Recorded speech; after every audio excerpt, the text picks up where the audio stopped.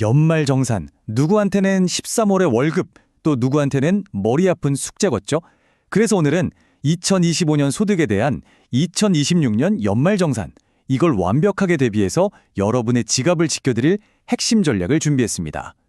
연말정산, 이거 그냥 의무가 아니에요. 우리가 똑똑하게 챙겨야 할 기회라는 걸 제대로 보여드릴게요.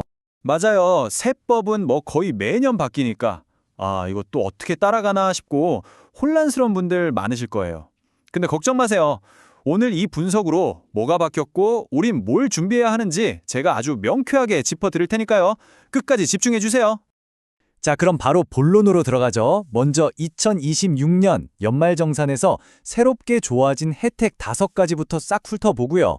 다음으로는 이것만은 절대 하지 마세요 하는 주의사항들을 확인할 겁니다. 그리고 마지막엔 세무 전문가가 딱 정리해주는 최종 핵심 요약으로 깔끔하게 마무리해드릴게요. 자, 첫 번째 순서입니다. 2026년에 우리 환급액을 쭉 늘려줄 새로워지고 더 좋아진 세금 혜택 5가지. 이거야말로 우리한테 직접적으로 돈이 되는 얘기니까 하나도 놓치지 말고 꼼꼼하게 챙겨보자고요. 첫 번째 혜택, 이거 정말 중요합니다. 바로 결혼, 출산, 그리고 양육 지원이 엄청나게 강화됐다는 점이에요. 정부가 저출산 문제에 대응하려고 가정에 대한 지원을 크게 늘렸는데 구체적으로 어떤 내용인지 바로 한번 보시죠. 와, 이거 보세요. 이전엔 아예 없었던 결혼세액공제가 새로 생겼습니다. 2024년부터 2026년 사이에 혼인신고를 하셨다면 한 사람당 50만 원씩 부부 합산해서 최대 100만 원의 세금을 돌려받을 수 있어요. 이거 평생 딱 한 번 주는 정말 큰 혜택입니다. 자, 이 부분이 진짜 대박입니다. 원래는 근로자 한 명당 월 20만 원까지였던 출산 보육수당 비과세 한도가 이제 자녀 한 명당 월 20만 원으로 바뀌어요. 이게 왜 중요하냐면요. 자녀가 둘이면 월 40만 원, 셋이면 월 60만 원까지 세금을 안 떼니까 다자녀 가구는 실질 소득이 확 늘어나는 효과가 있는 거죠. 여기서 끝이 아닙니다. 자녀 세액공제 금액 자체도 올랐어요. 첫째는 10만 원이 올라서 25만 원, 둘째까지 있으면 총 55만 원으로 이전보다 무려 20만 원이나 더 공제받게 됩니다. 정말 직접적인 혜택이죠? 자, 두 번째 혜택입니다. 우리 어린 자녀들 교육비 공제가 확대됐어요. 특히 초등학교 저학년 자녀를 둔 부모님들이라면 지금부터 귀를 쫑긋 세우셔야 합니다. 예전에는 미취학 아동 학원비만 공제 대상이었잖아요. 하지만 이제는 다릅니다.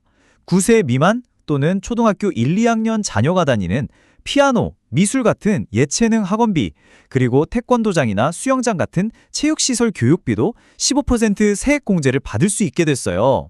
세 번째로 주목할 혜택은 바로 주거비 부담 완화입니다. 월세 내시는 분들, 또 주택청약저축 붓고 계신 분들에게 아주 좋은 소식이에요. 주거 안정을 돕는 쪽으로 개정됐습니다. 자, 그래프를 보시면 바로 아시겠죠? 월세 세액 공제를 받을 수 있는 소득 기준이 총급여 7천만 원에서 8천만 원으로 올라갔고요. 공제 한도 역시 연 750만 원에서 1천만 원으로 크게 늘었습니다. 그러니까 이제 더 많은 분들이 더 큰 혜택을 보게 된 거죠. 그리고 주택청약저축, 이것도 아주 중요한 변화가 있습니다. 원래는 무주택 세대주만 소득공제를 받을 수 있었는데 이제는 세대주의 배우자도 받을 수 있게 됐어요. 배우자 명의의 청약통장 납입액도 연 300만 원 한도 내에서 40% 공제가 가능해진 겁니다.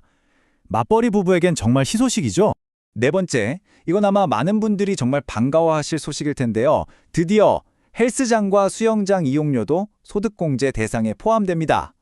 2025년 7월 1일 이후에 쓴 돈부터 적용되고요. 기존의 문화비 공제랑 똑같이 30% 공제율이 적용되어 이제 운동하는 게 절세가 되는 시대가 온 거죠. 자, 드디어 마지막 5번째 혜택입니다. 이번엔 청년과 투자자들을 위한 자산 형성 지원책이에요. 청년들의 목돈 마련을 돕고 주식 투자자들의 세금 부담을 덜어주는 내용들이 포함됐습니다.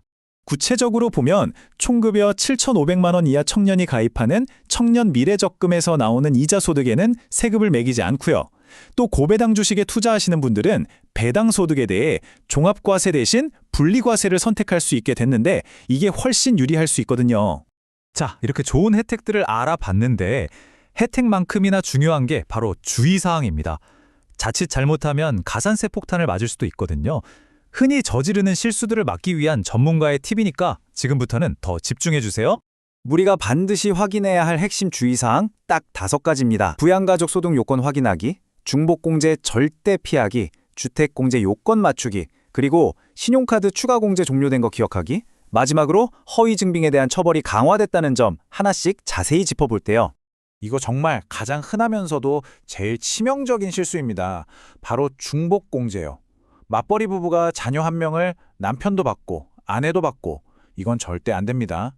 여러 형제가 부모님 한 분을 각자 자기 부양가족으로 올리는 것도 마찬가지고요.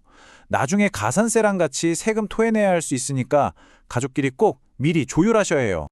그리고 부양가족 공제를 받으려면 소득 요건도 명확히 알아야 합니다. 모든 소득을 다 합쳐서 연간 소득 금액이 100만 원 이하여야 하고요. 만약에 근로소득만 있다면 총 급여 500만 원 이하여야 공제가 가능해요. 이 기준을 넘는지 안 넘는지 꼭 확인하셔야 합니다. 자, 드디어 마지막 순서입니다.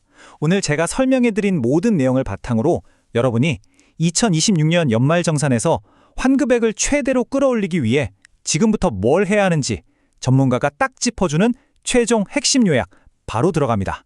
자, 다른 건 다 잊어도 이것만은 기억하세요. 여러분의 최종 체크리스트입니다. 첫째, 내가 결혼 출산 혜택 대상인지 확인하기. 둘째, 자녀 예체능 학원비 영수증 꼼꼼히 챙기기. 셋째, 25년 7월부터는 헬스장, 수영장 영수증도 모으기 시작. 넷째, 월세 공제 받으려면 계약서 주소랑 등본 주소가 같은지 보기. 마지막으로 부양가족 소득 한도 넘지 않는지, 그리고 가족끼리 중복 공제하지 않도록 미리 확인하기. 아시겠죠? 마지막으로 전문가의 조언을 전해드립니다. 2026년 연말정산은 가구를 중심으로 한 혜택이 정말 강력해졌습니다. 특히 헬스장 이용료처럼 새로 추가된 항목들의 영수증을 지금부터 꼼꼼히 챙기는 것, 이게 바로 여러분의 13월의 월급을 확보하는 가장 확실한 방법입니다. 기억하세요. 미리 준비하는 사람이 더 많이 돌려받습니다. 여러분의 돈 절대 놓치지 마세요.